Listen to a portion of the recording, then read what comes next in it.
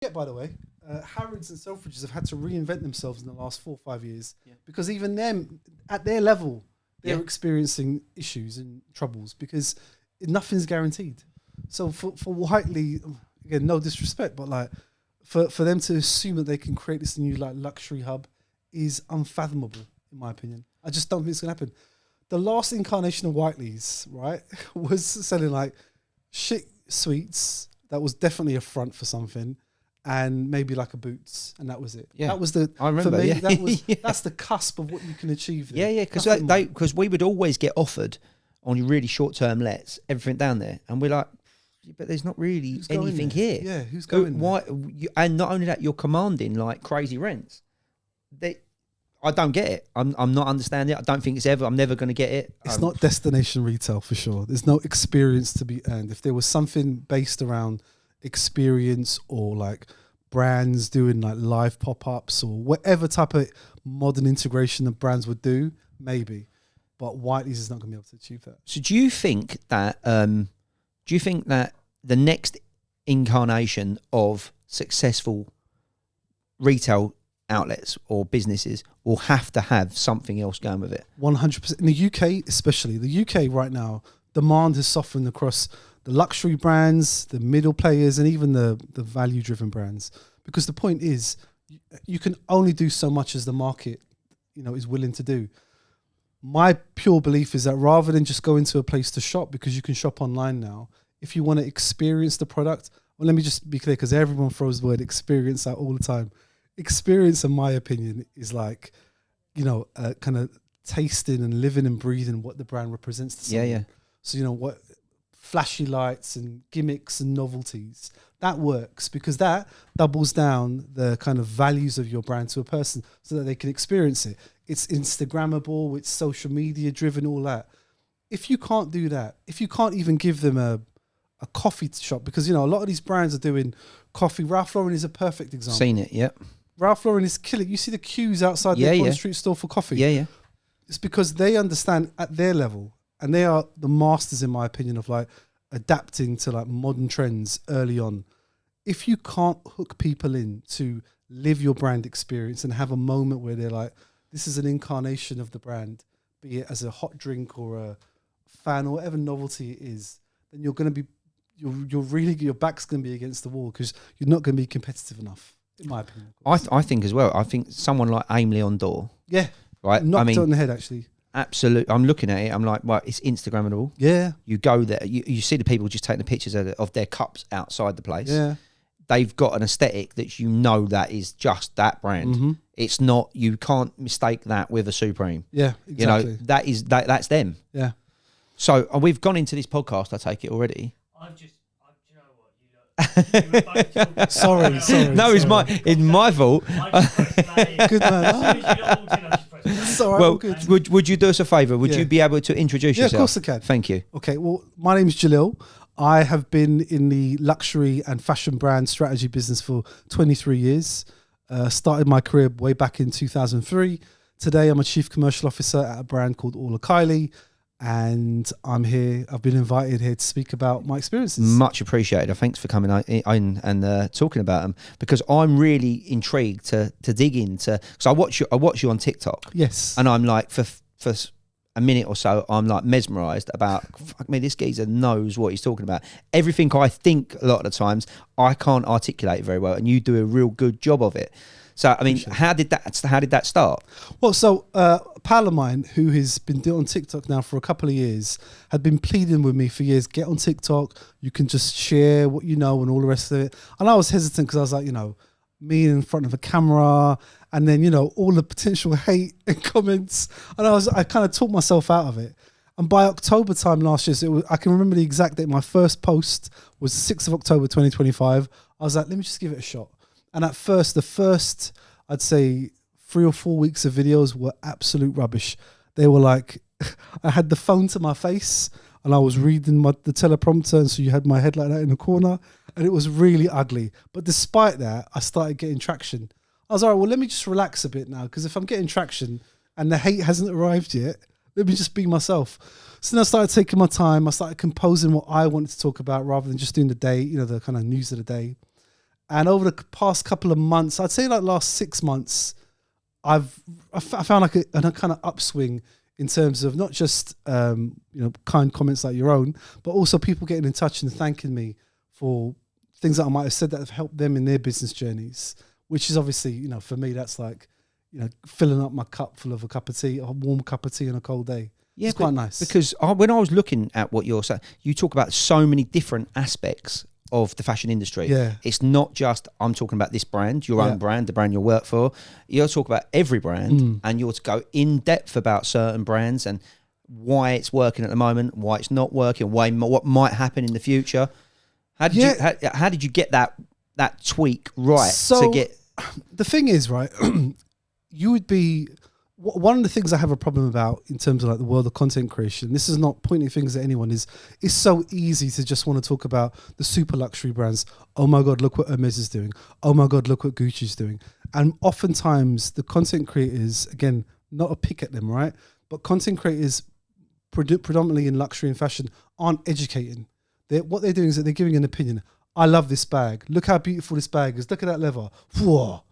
But there's no breakdown of the strategy that took place to make that bag in the first place. Yeah. Why did someone say, make an ostrich bag this year, make it 200 grand, make sure it's a PR fronted campaign and put it down the runway? And when you break down the decisions before that product is created, it gives people, and I'm talking about like, a lot of the content I make was for my old self in 2003 when I just started in the industry. I knew nothing and there was no one out, putting out their hand and trying to teach me. And everything I learned over the years, I'm now trying to teach, which is why I might take a story about, I don't know, what, for example, Mike Ashley's doing with Fraser's Group, and at the same time, what Louis Vuitton did down the runway, and why the system that Louis Vuitton has built is not specific to them, but actually specific to the entire industry. So to answer your question about the kind of choices I make, it's down to what I believe educates and gives people a wider understanding. I mean, I'll ask you, right? I know you said like everything that most of the things that you've seen, you knew in your heart already, but you didn't articulate it.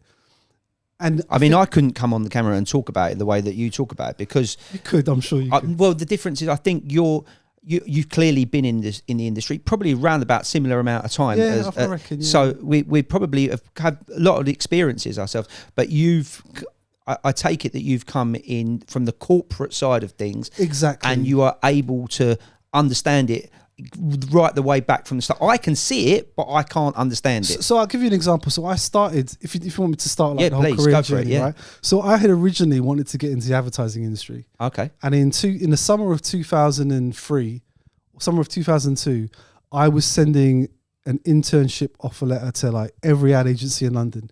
You name the agency at the time.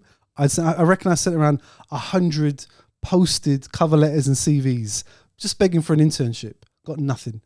And around summer 2003, I remember opening the Evening Standard, and there was a piece on the Burberry store on New Bond Street. And there was a picture of Chris Eubank. We were in a Burberry check suit, and I was like, bloody hell, isn't Burberry for like old men? It's like trench coats and scarves.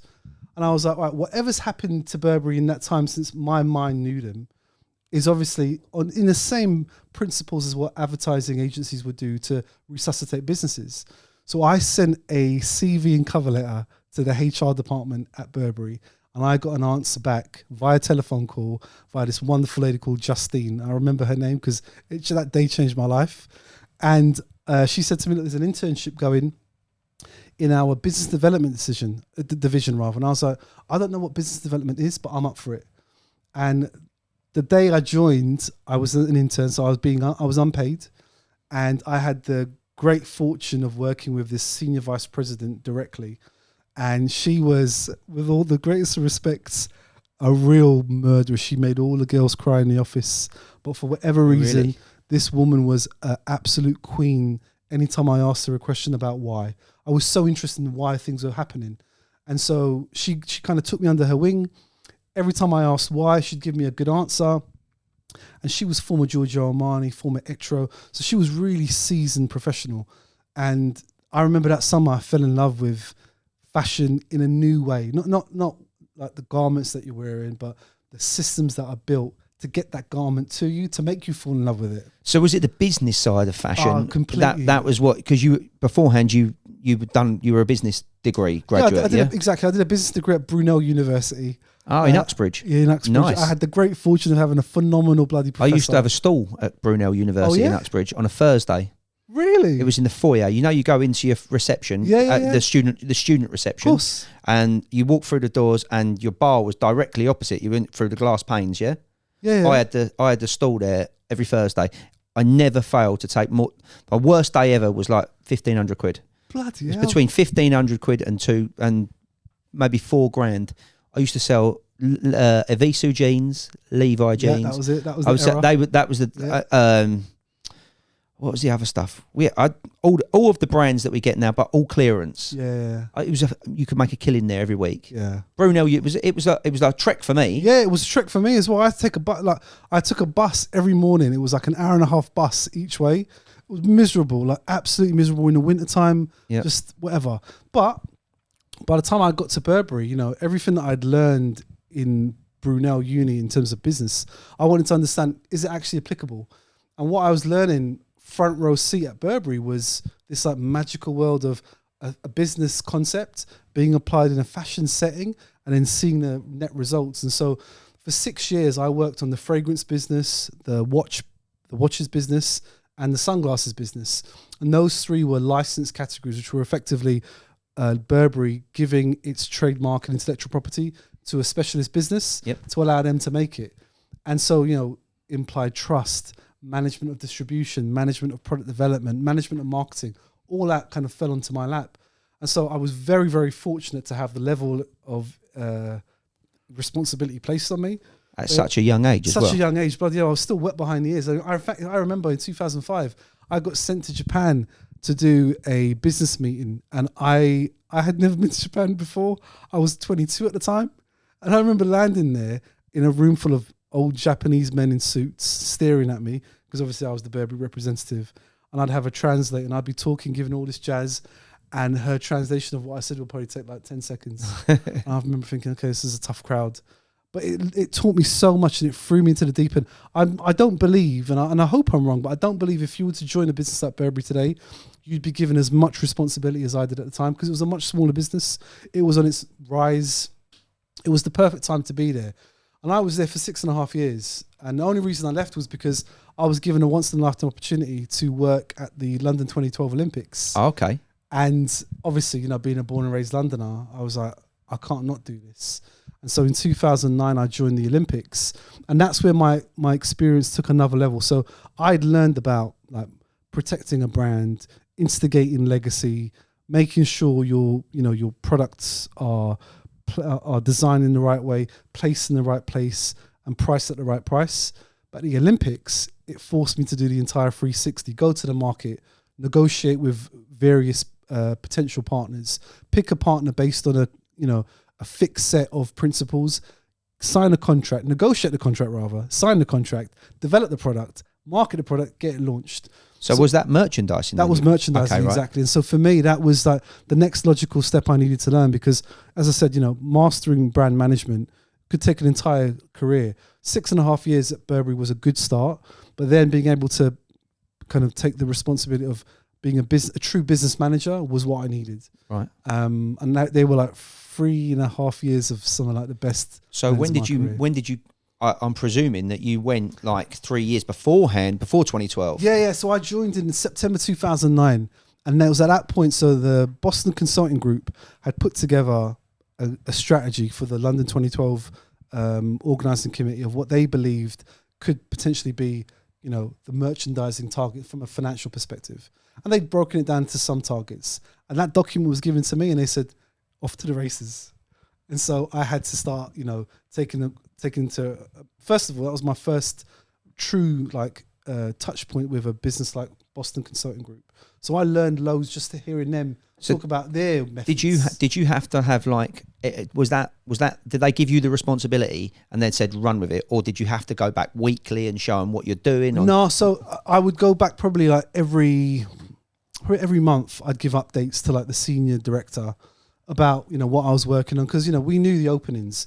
The good thing about the Olympics is that it's so well structured. They'll say you can make this much money selling trainers, you can make this much money selling t-shirts, this much money selling games and whatever. And so you had all these openings, then you had to find partners to plug them holes. And so that foresight really helped. In more current roles I've done, you don't get that. You don't get a management consultancy doing that for you. So from the Olympics, do the Olympics license out everything? Absolutely. And then they say to the partners, we want we think you're going to make 20 million pound on this particular item. Yeah. Whatever you make over the 20 million is yours, or how does it work? In simple terms, they got a lot tighter during the 2012 period. So what would happen is if a business said, I believe I can earn you £1 million, we'd say, okay, cool. You're going to have to guarantee that £1 million with a letter of credit. Yep. So even if the worst happens, we still get that £1 million. So you've done massive deals like with Adidas and exactly. Yeah, right. I mean, we made £100 million in the entire merchandising program. Were they all like tendering for that though? Was like Nike, there was Puma, yeah, exactly. everyone trying to tender for that particular tenders, project? Exactly. Nothing was done kind of like by the by. It was all done on the record, and every company, big and small, were pitching for all the openings that were available. That's mad. So that was then on your shoulders as well. That was on my shoulders too. And that was a good experience. And it was at that point. So with the sight of kind of the Olympic and Paralympic Games coming to an end, I wanted to figure out, what do I do next? So there's a place in fact, not far from here in Russell Square, I believe, maybe Holborn, called the School of Life. And it's Google it, right? It's I know it sounds a bit odd. It's definitely not a cult. Between Russell Square and Holborn, yeah, I think I do know it. It's just off the Grazing Road, yeah? Yes, exactly. Yeah, exactly. I do know it, yeah. So they were doing a seminar called How to Find a Job You Love. So I signed up. There was like 25 quid to sign up. When I got there was all these like really well-paid accountants and lawyers, and we all had to stand up awkwardly and say, this is my name, this is what I do, blah, blah, blah. So when I stood up and said, well, I started in luxury fashion and now I'm at the Olympics and I'm trying to figure out what's next, everybody was like, ooh and ah.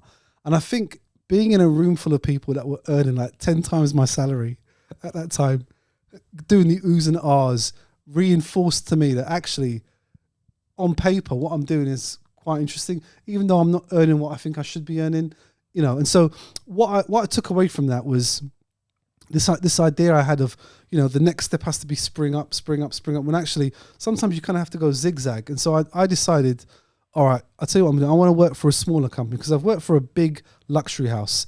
I've worked for a machine like the Olympics, which is basically a rolling circus. So now let me go to a much smaller company.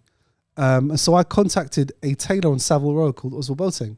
Oh, no. And I emailed him from my London 2012 email address. And so from his side, he saw, the Olympics is going to message me. What's that about? I got a meeting in his diary. What I'd actually done is I'd put together a business strategy for him of what I would do if I had a chance to manage the brand for him. So it was a 30-minute window that turned into a 3-hour meeting. And at the end of it, he said, when could you start? And I was he was like, wanted you nailed down there and then. Look, the less I say about my time at Oswald Boateng, the better. But what I can tell you is I learned a lot. Well, I can imagine that's a different animal though, isn't it? Because tailoring and having that level of what's the word for it? It's that level of the words are failing me. Specialism in a particular field. Yeah. And it's not mass marketable. At Oswald Boateng in Savile Row, there's only so much you can push before things start to kind of break the rules of Savile Row, and they're so staunchly like focused on that. Licensing feels untenable because it breaks the rules of this prestigious house and X, Y, and Z. And so all of the things that I thought I could do just weren't necessarily there or weren't being embraced at the right time then. So my time was up, and then I decided to, for a couple of months, start something of my own. I started a shoe business, it started interesting, right? So I had contacted the British Footwear Association, and they had said, we'll put you in touch with some factories in Northampton. Got in touch with them, made some samples, got in touch with the British Fashion Council, got onto London Collections Men, which was this thing happening in Strand around that time. In any event, right, day zero, I had put some ads out in GQ, back of GQ. No one looks at them unless you're really desperate. And someone found my shoes, and it just so happens that Elton John was my first customer. He bought 9 pairs of shoes, Right. paid for them up front. I didn't even have the stock, but he paid up front, which was lovely. That then enabled me to get into proper production because I'd only made samples by that point. So I fast tracked. Had you put your money into like the last to be put my made, last bit and of then you were looking at it and you're like, yeah. if these don't go well, it costs some money and make a new last. Exactly. Right. And the last would you know what it's like, right? So Elton John very kindly put this order through, paid up front as well, and I was like, this is magical. Called it the factory. The factory fast tracked it. They ended up making shoes that were completely not the ones that he picked. Yeah, 100%. I know that drill. I'd said, these are like bespoke. If you don't like them, we'll get your money back. Didn't get any palaver from that. So I was off to the races. And then Alan Carr's publicist, I think publicist or PR manager, saw my shoes and got in touch. And he wore my shoes 3 times on his TV show when he was doing the Alan Carr show. So I still got pictures of that. That was nice. I had a very famous... I can say his name, but you can edit it out if you want. Arnold Schwarzenegger's PA contacted me. Right. He'd seen a pair of shoes at the back of the GQ magazine in America that I took. The ads were... So basically, right, what had happened was GQ got in touch with me because they'd got my information from the British Fashion Council, and they basically tried to sell me some ads, and I was like, I can't do it. I think it was like, I don't know, £1,000 for a little image. I was like, I can't do it. And then they came back to me and said, well, look, what about for this price? I still can't do it. I can't pay you £500 for a little ad.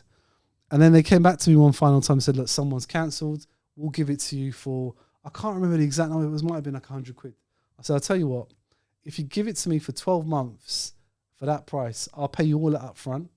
And they did. And it just so happens, I didn't know this, but the kind of classified section was also being used in the GQ American magazine. I'm not sure if it's still the case. And so people like Arnold Schwarzenegger saw it, and their assistants got in touch. I didn't have his shoe size. I'd only made shoes in size 9, my size. Yeah. Because I was like, what am I going to do with all this stock?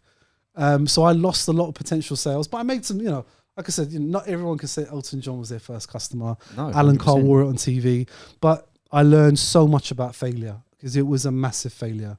Absolutely, like any bit of money that I might have thought I made completely sank.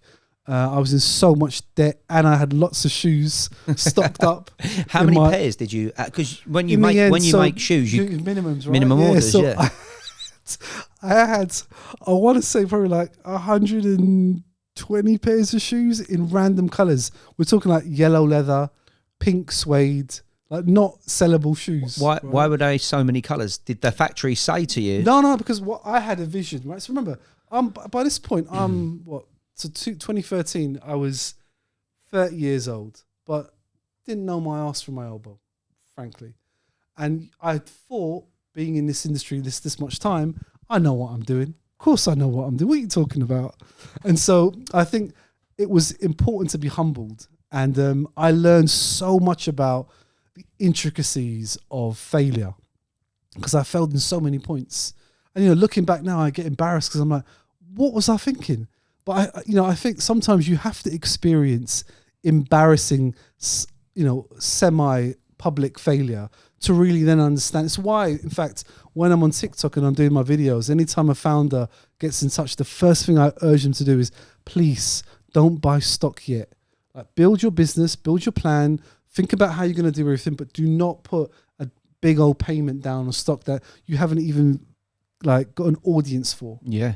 And 100%. So I learned all these like things that if I were in a normal business, I'd say, of course you shouldn't do that. But when you're in the fire and you're making decisions on the fly, also it's your baby as well. It's your baby, yeah, exactly. And you look at it and you're like, yeah, because if you're confident you've picked a good item, you're confident you're going to sell it, you're confident you've made it, you like it. Why would other people not like it? This is the thing. So again, arrogance kicked in, right? I was like, of course I want to wear a pair of pink suede shoes. And my pal Elton John does, and Alan Carr wore it. So the three of us are going to wear pink suede shoes. I'm sure there'll be an audience for it. There wasn't. right? Yeah. But there was a lot of stock that I had But I bought. hope you've kept these pink I suede do shoes, know the yellow suede shoes, I still sitting wear there them. so you can put them on the shelf at least. I still wear them, and I swear to God, every time I wear them on the tube, there'll be a couple of people who look at me up and down. And I know there's like a nod of approval. And I'm like, look, all that money I lost, all that trouble that was started, at least it was worth that little glance in the tube. But as I said, the failure point is where I get really passionate about, and it's why on TikTok, I'm always trying to break down stuff that I'd learned on the corporate side, so that founders, junior managers, middle managers, wherever you are in your journey, you can kind of understand the system structure behind how things are done, made, or sold. Does that make sense? Yeah, 100%. And then after that period of time, so that was like a rinse through my money, my morale. I got a job at Vertu. I'm not sure if you remember them. They did these luxury mobile phones that were handmade in England. It was a period of time. I think I do remember every them. Yeah, single gangster. it was like an alternative to the BlackBerry. Yeah, Exactly. Yeah? It was like this super luxe phone. You press a button, you get through to a concierge. Yes. Surprise. Most of the customers were like from Moscow or Russia or West Africa, gangsters from Europe and America too. Basically, it was their secondary handset because it couldn't be tracked. It was a kind of old school analog phone versus what was going on with the iPhones and the Samsungs at the time. And I learned so at that point, I'd never worked with the 1% of the world that spends $100,000 on a mobile phone that doesn't even go on the internet for them, right? Right. This is 2013, yeah? It's 2013. Right. And I learned so much being in that business. At this point, 2013, like that's iPhone time, Yeah, yeah? iPhone times. They're out, yeah? Yeah. So Right. peak iPhone time, right? Okay. I think iPhone was probably around iPhone 6 or 7 at the time. Oh, it was that far in? Tech Okay, right. was going. But this business is why I laugh, because like at the time the writing was on the wall. Did a really famous geezer own it or something? No, it was owned by Nokia. Okay. And when Nokia got sold to Microsoft, part of the deal was, well, we're buying you, but we don't want this rich man's mad project that's like earning this much money, but Right. for a really niche audience. And so it was sold off to private equity. Right. So when I joined, private equity had just closed the deal. Okay. And at that point, they were figuring out, what do we do? How do we scale this? And in my opinion, I mean, obviously hindsight's 2020, they should have never attempted to try and challenge the Samsungs and the iPhones. So they were trying to double down on like smartphones. So what were they trying to do? Reduce the cost or No, if the opposite. They were doing like jewel encrusted phones. Right. But the smartphone was ultimately a really heavy shit smartphone. Well, their version of it. Right? But at that point, you had like iPhone 8, iPhone 9 doing incredible stuff. Their cameras were amazing. Right. Ours were rubbish because we shouldn't have been operating in that space. Okay. But my part of this whole venture, because I can assure you, I wasn't that decision maker. My job was the person who buys a phone, what do they get out of it in terms of services? And so my job was to try and find, like, to source, like literally like one in a million offers for these customers to have access to. And so the whole thing was about access, opening them up to a world. So what was it like? It was like a private club because you've bought the phone. Like exactly. Almost like that Bored Ape Club beforehand, yeah? Right. So like that's what it was, a precursor to that. Yeah. So for example, one of the things I offered people was, for the cost of, I don't know, arbitrary number, $100,000, you could go on the set of Civil War, Captain America Civil War, you could spend lunchtime with Robert Downey Jr. whilst he's shooting. Or for the cost of £250,000, you could go to Facebook HQ and spend the day at the HQ and spend 30 minutes with Mark Zuckerberg. So all these things we offered, right? And they were, because of our customer base, remember, these people are putting down 6 figures on mobile phones that are not even competitive. It's not about that. It's not about it working. It's not about doing anything. Exactly. You're just part of the gang. Exactly. So it was about, look what my mobile phone does. They're offering me a chance to have lunch with Robert Downey Jr. These guys are offering me a chance for my own personal submarine. Right. Yours doesn't do that. And so right. And they're queuing up. Exactly. And what was it, like an invite only thing to it as well? Right. Of course it was. So it was that very FOMO. And it's stuff I talk about even now, because FOMO is part of the kind of fashion and luxury goods space. But at the time, I was using what I'd learned in those jobs, trying to bring that to this particular audience. And it was a great time. But truth be told, right, I think two factors were in play. Number one, the office was 80 miles drive every day from Surbiton, and I lived in Surbiton at the time. Right. And that was too much. Where was the office? It was in the arse end of Hampshire. I couldn't tell you where, because ironically there was no phone reception there. Right. Imagine that. Okay. Right. It was near an airport somewhere in Hampshire. Right. But it was just too much, and like, yeah, it took a lot of energy. You've got the worst junctions in the world to go around. You've got around the M3. M3, M25, Yeah. I think the M4 as well. Yeah. And so every time there was an accident, I was at game over. I'd be stuck in traffic for like 4 or 5 hours. Well, that ruins. If you set off in the morning, you've got to think, I've got to do this, and you've got to do that's your day's ruined. And I'm looking at the time like, all right, 4:30 hits, I'm out of here. I'm gonna speed down there. And that's it, you know. So I just couldn't live like that anymore. And then by serendipity, I got a message on LinkedIn from a headhunter who was like, you know, there's a job going, blah, blah, blah. And I called him. I was like, well, what's the company? And he said, it's Liberty. And my words to him at the time were like, I fucking want that job. Yeah. Because Liberty had always been one of these dream businesses for me. And so I met the chairman at the time, who's still the chairman now, actually, a gentleman called Marco Capello. And I had 6 interviews with him. And I thought at the time, this is a bit too much. Because normally, you meet someone, you might meet them a second time, you might either offer them a job or tell them to piss off. And so by interview 6, I was like, listen, pal, respectfully, I have to drive from the arse end of Hampshire to these interviews. Either you like me or not. And at the time, his words were, I'm not sure if you're a golden boy or a bullshitter. I said, how about this? How about hire me for 100 days? Let me put my business plan together. I'll present it to you. And if you think I'm a bullshitter, I'll leave. You've only got to pay me for 100 days work. And if you think I'm a golden boy, I can try and deliver it to you. So of course, as I did, I delivered my 5-year plan to him within like day, 90 or whatever, presented it to him. He liked the idea and I was off to the races.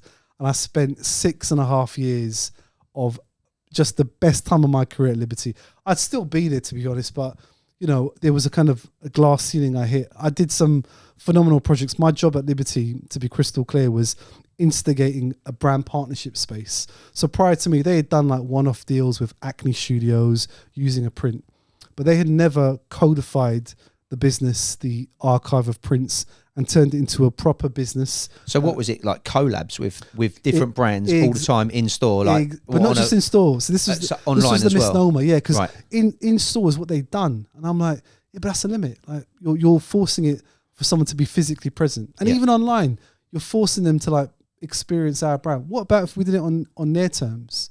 And so the jewel in my crown of my time there was I did a deal with Microsoft. Okay. And we did a special edition. And they've got some audience, haven't they? They're exactly right. And so we did a special edition Microsoft Surface with a bespoke print that we designed. I got to fly out to meet the team out there. I loved working with Microsoft. I mean, of all the partners I've worked with in my entire career, I'd say they are my favorite.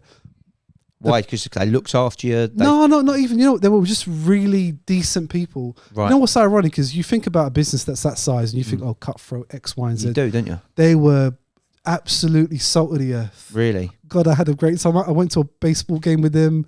I had like just so many like goodwill sessions. Did you work with Google as well? Not at the time, no. Right.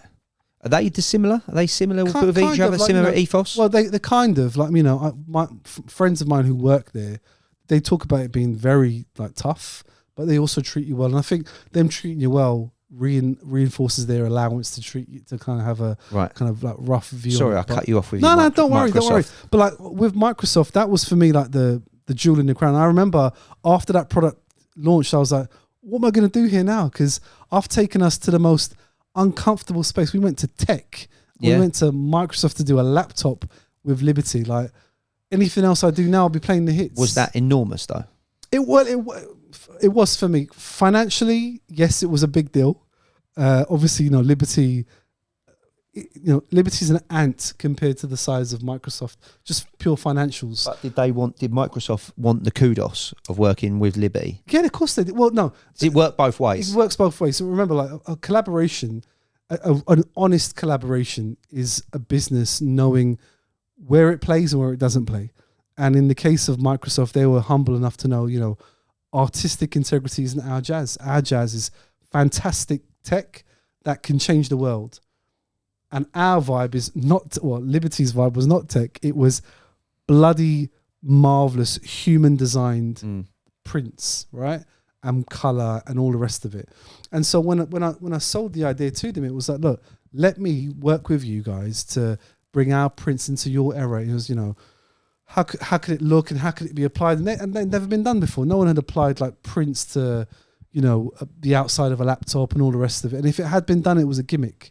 Did people buy into the fact that it was like a Liberty collab and there's only a certain amount of them, or did absolutely. They did, yeah. That was their thing, yeah. They, on a launch day, they were like, "Fuck, I've got to have this one." goes back to the experience point we were talking about earlier. Like, you know, they had opened the Microsoft Experience store on Oxford Street, yeah, and we were a neighbour of theirs anyway, and so it made sense for their brand to be presented in the physical Liberty store, but at the same time in their store to present as.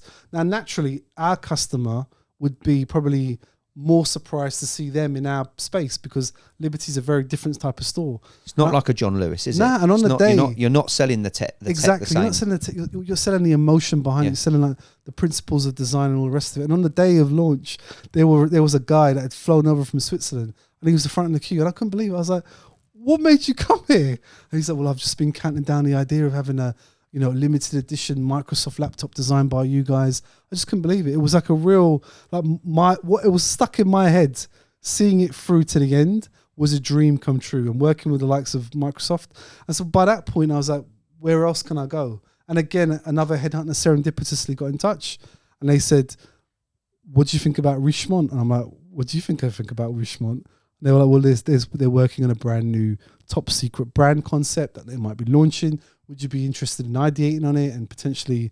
And I was like, "Of course, what are you talking about?" So I joined Richemont. I was at Richemont for 2 years, working on like this top secret project, which I could probably share some things about.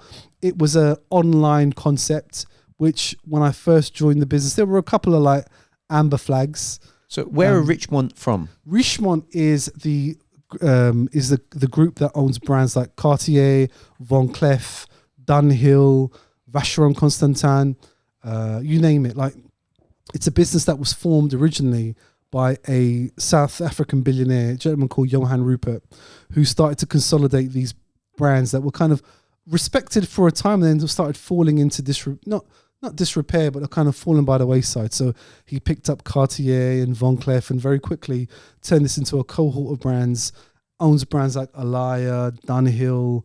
And when I saw, you know, the cohort of brand, being in the industry, when you see Richemont, you're like, okay, this is interesting. And when, you know, the business Richemont was buying businesses, it wasn't creating businesses. So it bought Net-a-Porter, it bought Mr. Porter, it bought all these brands. And I'm like, they're going to build their own brand in-house. I want to be a part of that, because that was something completely different to what I'd already learned by that point. The brand that they were building, was it a luxury brand? It was a luxury brand concept, yeah. Right. And so, like, looking back, obviously, hindsight is 2020, and I don't want to throw anyone under the bus, right?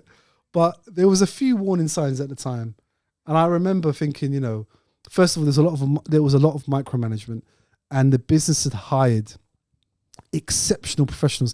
By the way, I was the stupidest person in that entire business.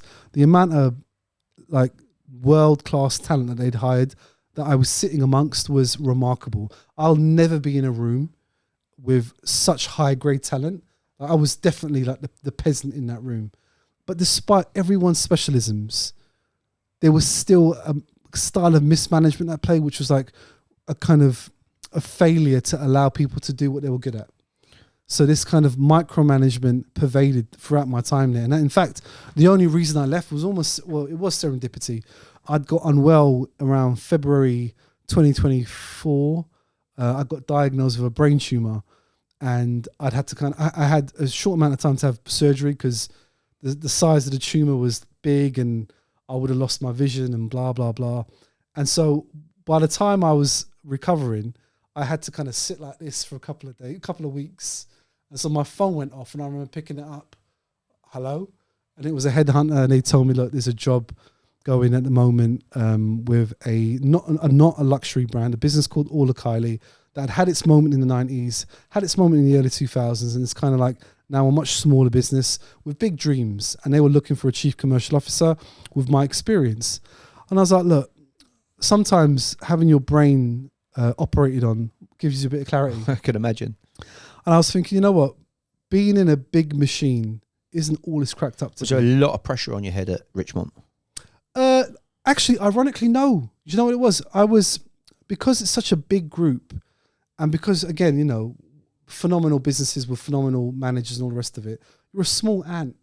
And up until that point in my career, even whether it was a big company or a small company, my input was validated and my output was calculated. But you're just another little clog in the machine. And that's not by the way, you know, that's not a critique of any of the big groups, but I know I want to be able to track what I do. Yeah. It's just, for me, it was human nature. Like, did I actually do anything? Did I move the needle? And so being told you're at this big luxury group that's like beating the odds in the industry right now and killing it all, you know, all expectations of it. And now you're going to go to a much smaller business and you're going to have a bigger pressure on you and you're post-brain surgery. And I was like, I like that challenge. But did when you was at Richemont, what was the brand they created? Was it? It never came to light. No, it never came to light. So you'd done a number of years there. Yeah. On doing your In part. fact, I had colleagues that had been working on that project for 4 years before me. You're joking. And it never saw the light of day. And that was the tragedy. It's like when you're in this big machine, because it's making so much money, the pressure to get things done and to launch isn't really there. Right. And so I kind of needed that, like, you know, reality check. Yeah. I was looking for it. Yeah. And so when this opportunity came along, you know, I'm still there. And yeah, it's being in a much smaller business where, you know, every penny counts. You feel alive again. You feel like, okay, you're part of doing something, and everything that you do day in, day out has to contribute to the greater good because, you know, we've got a finite group of people. We're all being paid a finite number. And if we don't cover the cost of the business, this is the absolute risk. And so I enjoy the opportunity of building a brand that's so far out of my comfort level. You know, previously it's always been either elite luxury, like ridiculous price mobile phones. It's been like the mid premium market, like Burberry. It's been Liberty, you know, extending the value of a business into someone else's space, but always respecting the kind of premium nature of it. But this is a far different opportunity. This is like handbags priced at a couple £100, which, you know, still might sound premium, but in the scheme of brands I've worked in, it's definitely the opening level. And I find that interesting because all the rules that I was told to never break, I get to break them now. Yeah. And there's a mental freedom in being able to say, you know what? Let's mark that down by 20%, which would be unheard of. Well, yeah, I mean that where does the business, like, does it go to open a store in Bicester and go for mass market and quick volume, or does it go to licensing? Or? Well, I can tell you. So my 5-year plan for the business is absolutely crystal clear, which is doubling down on staying true to who we are. There's no point. One of the things I've always found conflicting is a middling brand attempting to reinvent itself for a luxury audience and charging a much higher number without the equity being built. And, you know, people can smell a fake a mile away.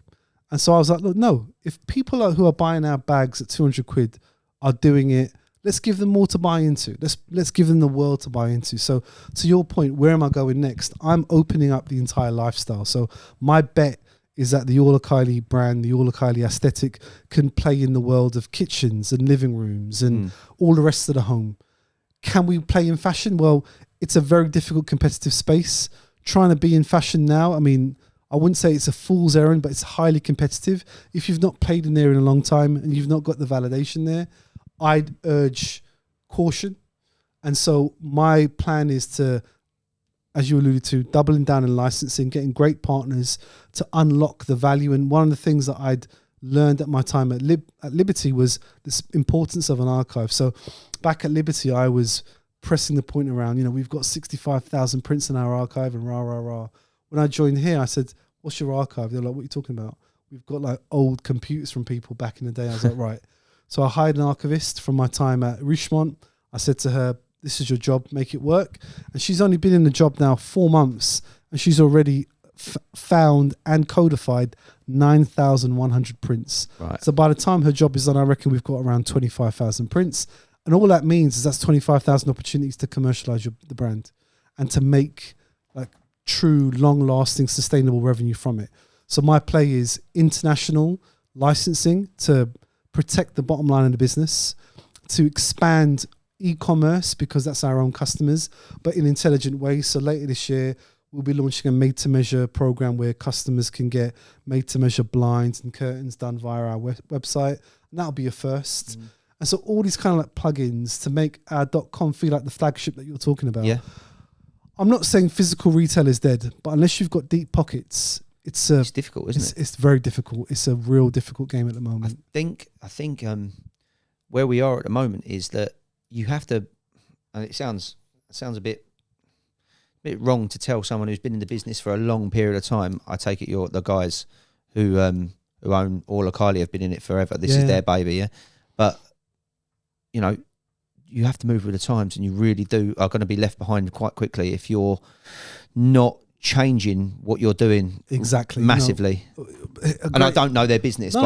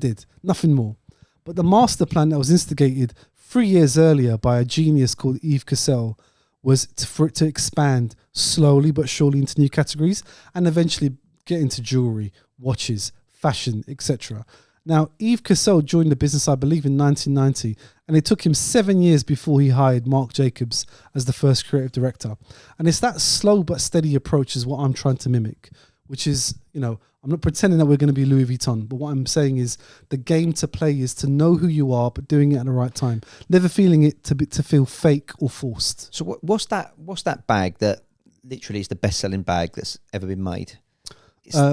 The Louis Vuitton bag? No, it's not Louis Vuitton. It's is it Dupont? Dupont? It might be. I think it's Dupont Boulangerie bag or something like that. Okay. It's just like this. It's got leather handles. It's like a shopper, and like it's the best selling brand the best selling bag that's ever been. Okay. And like that bag there, they've never changed that bag. Yeah. But they've just changed the colours of it. Yeah. I'm probably I'm definitely saying it's the wrong name. It probably nothing like that whatsoever. But what you're touching on, so let me just try and kind of connect it back to the Louis Vuitton example, for example, right? So that this Speedy bag, I think it's called like the Speedy 30 or whatever.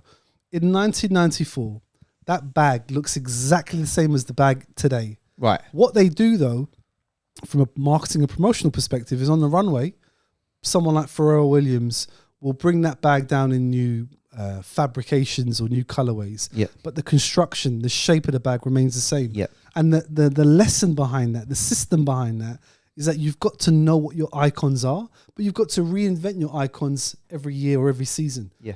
And it's that same fundamental that I'm trying to approach to what we're doing at All of Kylie. I'm not saying, just to be clear, we're trying to become Louis Vuitton. We're absolutely not. But by learning from the masters like those guys. Yeah, I mean, if you don't set your bar high, you're never going to get anywhere near it, are you? And I think fundamentally that's why I try and apply what I've learned in my career to date to my current role. And it's also, to be honest, what informs the TikTok content, because the TikTok content I want to give, as I said, transparency to people who are interested in the game, to make them understand that there's a system behind everything. It's not luck. It's not, all creative and razzmatazz. There is serious business and serious strategy at play. 100%.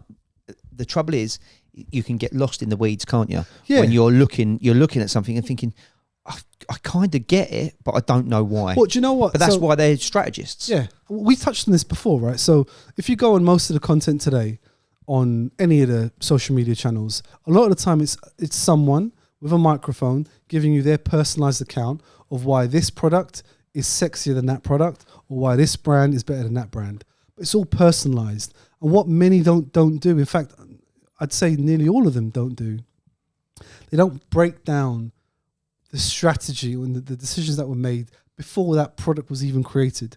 Why was that creative director, what was that creative director told to do or directed to do before that product hit the shelves and you fall in love with it or hate it? And it's breaking that kind of codification down that I feel really passionate about, because first of all, you know, it helps me remember the game, but more importantly, it informs the next generation of builders in this industry, people who might be founders, middle managers who are looking for a promotion. It gives them the kind of complete transparency behind the scenes of how this machine works and how you can then use those rules to your benefit, to either build your own brand or to get your promotion or to present a new business plan or whatever it might be. So are people coming to you who have their own brands? And Oftentimes, I get a lot of very polite DMs, right? And all the DMs, and God bless anyone who's been DMing me, right? All I say to them is, your first port of call is my school channel. So I've got a school channel called How Fashion Really Works, and I've broken down the entire, basically everything in my brain that will cover a 12-week period. So you can get effectively access to 12 weeks of around 60 hours of seminar content. And I mean, I'm talking about even last night, I recorded 2 seminars at 11 p.m. whilst I was watching the Brazil game. But the point I'm trying to make is all this content exists to help people understand and break down things. And rather than one of the things I really feel passionate about is these like brand strategists who get a founder and all they see is money signs. They're like, you know what? To answer that one question will cost 500 quid. To answer that question will cost £1,000. I don't believe in that. I believe in like democratizing it, and they might hate me for doing it, but I just think you can't take advantage of people who are trying to make a go of it in this industry.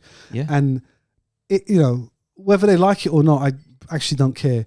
I believe in like the fairness of information. That's why every bit of my content, I try and give at least one learning.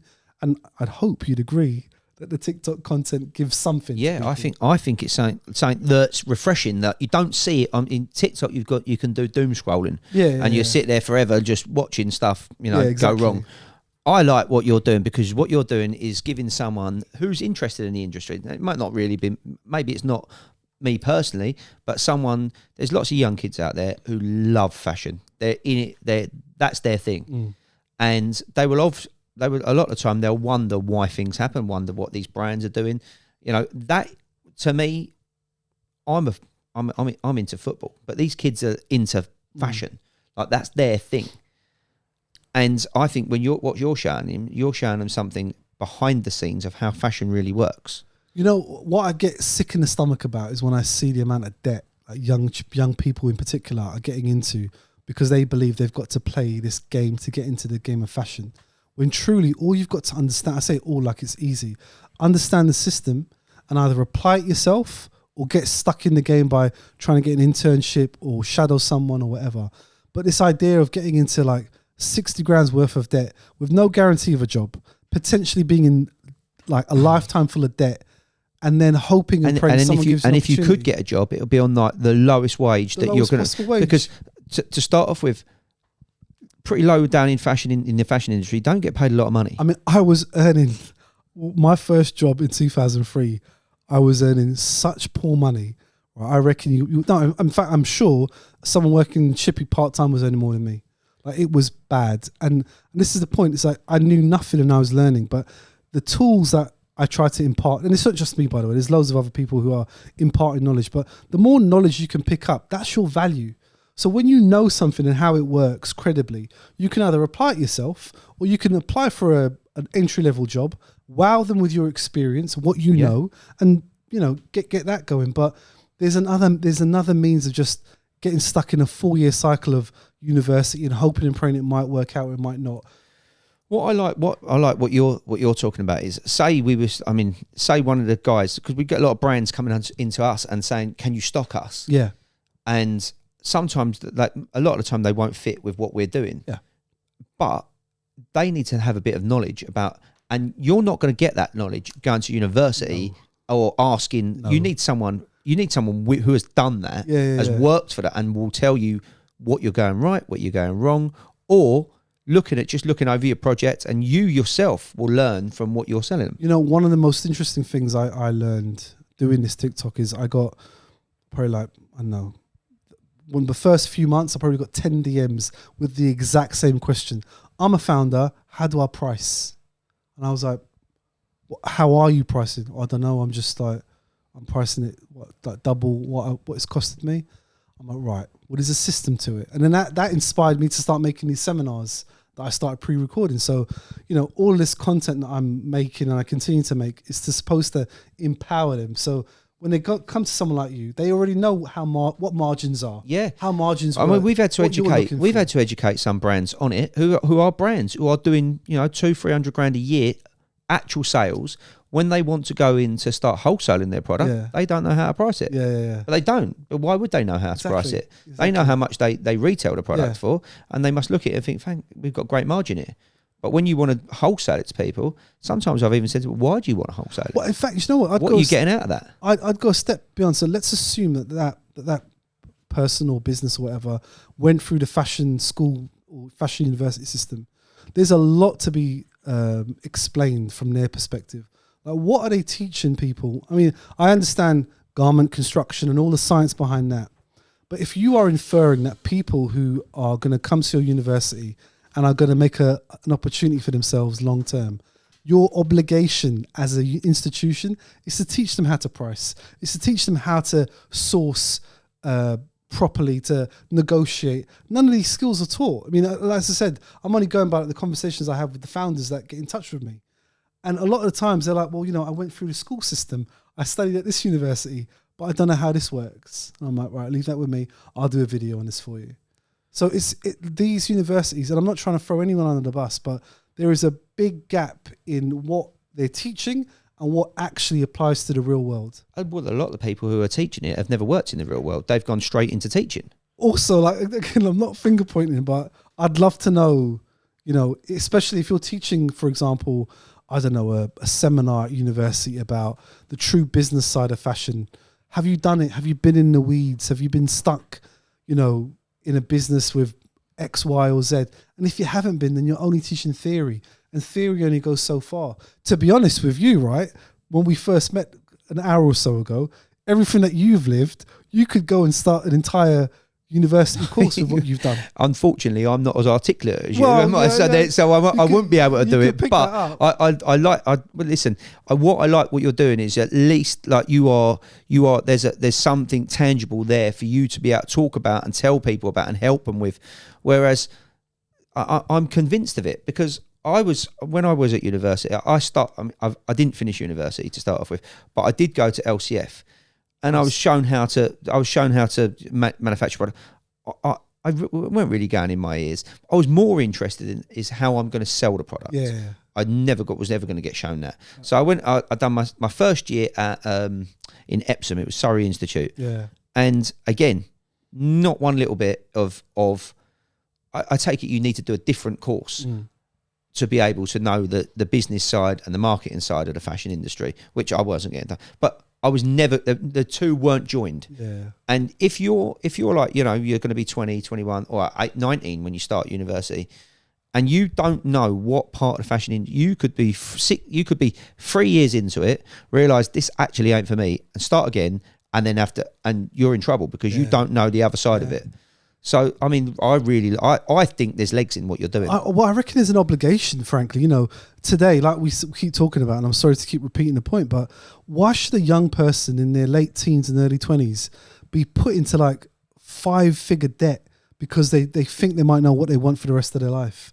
It's so unfair. So the obligation then, if you're going to do that, if you're going to really get a young person to make that big of a life impact to themselves, the minimum obligation upon you as an institution is to give them transparency to every single aspect of the game that you are purporting to teach. So your school, what would be a fantastic thing if they were absolutely hell bent on going to uni and doing it, would be to do that course beforehand. I'd implore them. That would be like I'm going to do 12 weeks beforehand, and if I like it, then I'm going to do the course. If I don't like it, I'm definitely not doing the course. You know, in fact, so you know, for anyone listening, my school channel currently is $49 a month, and if you are really smart, you go in there for 1 month, download all the 12 weeks of curriculum, learn it at your pace, and then end your subscription as quick as possible within 24 hours. Because if you really want to learn, you don't have to get into debt and 4 years worth of studying, or even 3 years worth of studying. And I've created it this way for that very reason. If you want to learn long term, and if you want to do one-to-ones with me every week and you can keep going. But if you just want to get in and get out, I've still allowed that to happen. So I'd urge you, if you are at the point now where you're considering 4 years of university, get onto my TikTok page, follow the link, take a $49 bet on yourself, download the 12 weeks of content I've made, watch all them videos, listen to all those PDFs that I've made, and then you're off to the races. So $49 is like 35 quid. Yes, yeah, right? It's like no money. Yeah. Like I'm not going to get rich off it, is my point. No. But someone can look at it and download it, read it to their heart's content, go over it and over it and over it. And if they really like it, stay on for the second month and have one-on-ones with you. Exactly. Nice and easy. And you know, my game on that is, like I said, I'm not going to get rich. My game is to make sure that I'm imparting what I've learned to the next generation. What I fear are two things. The experience I felt when I was losing money, like it's no joke, when I attempted foolishly to launch my own business, number one. Or number two, when I started my career and I was just basically relying on what I knew in my gut to try and get me through. You know, every career is never going to be a straight line. And so basically my school channel is to give people, number one, someone like me to kind of guide them to how to invest if they're going to really build their own business. But number two, more importantly, if you're starting your career or if you're in the middle of your career, giving you access to someone that can help you pinpoint the next thing to bet on to get your career to the next level. Well, that makes a hell of a lot of sense. So yeah. Well, hell of a lot of sense. Thank you very much, mate. Well, I think that's a good point to end it today. Appreciate that, yeah. I really appreciate you coming down today. It's really helped me. I'd love you to come back. Yeah. I'd love you to come back at some point. Anytime. And we'll talk about whatever, you know, some new things that are going on in the industry. Or QPR. No, we don't want to talk about QPR. Can't be talking about QPR. If you come back, I promise you I'll talk about QPR. How about that? Fine. Briefly. Much appreciated, Jalil. Nice one. Thank you very much. Thank you very much. I appreciate it. Cheers.